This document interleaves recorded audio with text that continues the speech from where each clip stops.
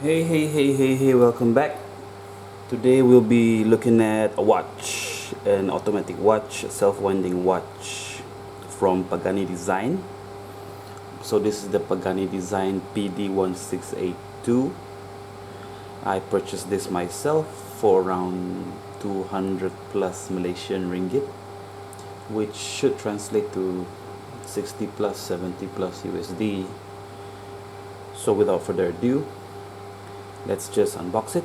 So the package will come like this, the standard Pagani design box with the magnet here. I still wonder why Pagani design uses a box with the magnetic flap, because this is an automatic watch, and with all automatic watch they are not friendly with magnets. These magnets will somehow not ruin the movement but magnetize the movement, which will create a bunch of issues, but I digress. So upon opening the box, you will get cleaning cloth, microfiber cloth. You will get the watch itself. I've already unpacked and unwrapped it from all the wrapping, the wrapping that protects it from scratches.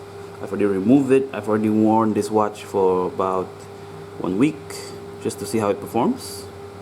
So you get a screwdriver to adjust the links, on the bracelet. The watch here, you get this tag here, which is yeah, exactly, which is kind of useless, but there you go. I've removed 2 links so far from the watch. So this watch has quite a huge bracelet. It should fit you big boys out there. We get what's here. We get the guarantee card, not signed by the seller. It's fine. And we get a manual, which is to be honest, useless, but they just provided it, so I just received it. So let's just put the box to the side.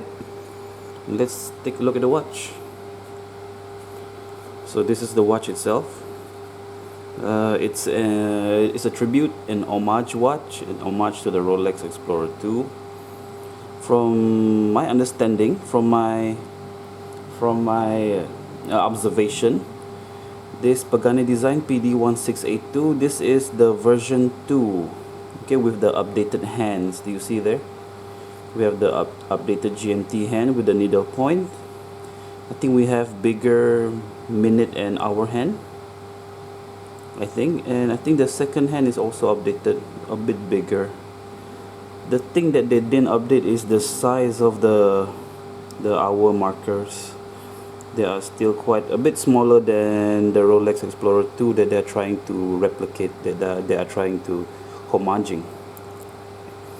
So first glance, if you purchase this, you will see that you can feel that this watch is pretty well made for an homage watch. Okay, I draw the line, the distinction between homage and fake watches. You can call this a fake Rolex. I don't call this a fake Rolex because there is no Rolex logo there. This is from Pagani Design, so I would consider this as an homage watch, okay, a tribute watch to the Rolex Explorer 2, and it looks very good. It looks fine.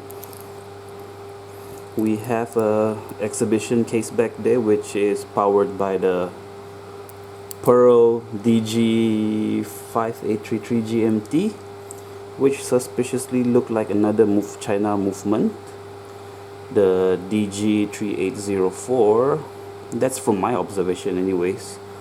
I'm not a watch expert, but you know, I search these things online. So the diameter is 42 millimeters. The other dimensions I'm not really sure, but when I purchase a watch, I usually look for the diameter of the watch itself, which is 42. I prefer to wear watches that is 42 millimeters and above, because it will look nicer on my huge wrist.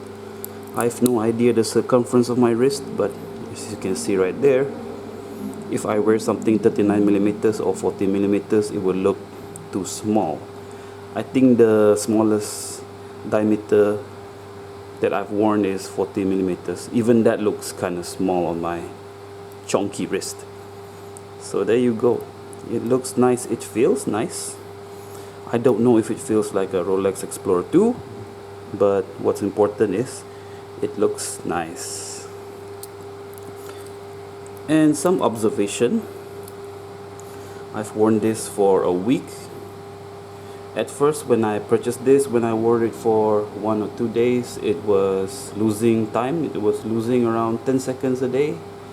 And as I wear it, I think around the 5th day, it started to gain back the seconds. I think it was brand new. That's why I guess the movement just needs to break in.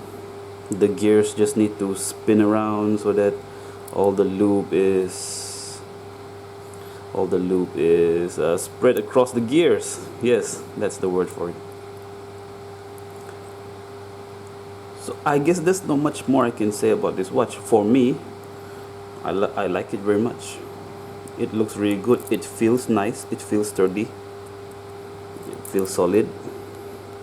So far in this 1 week I've been wearing it, it has been keeping time. I wear it during the day and I take it off at night, and then it's still alive up to today. As long as you wear it daily. I think the power reserve is around 36 hours or 40 hours. So if you don't wear it for maybe 2 days, maybe you'll be dead. But if you wear it daily, there should be enough power reserve if you wear it daily.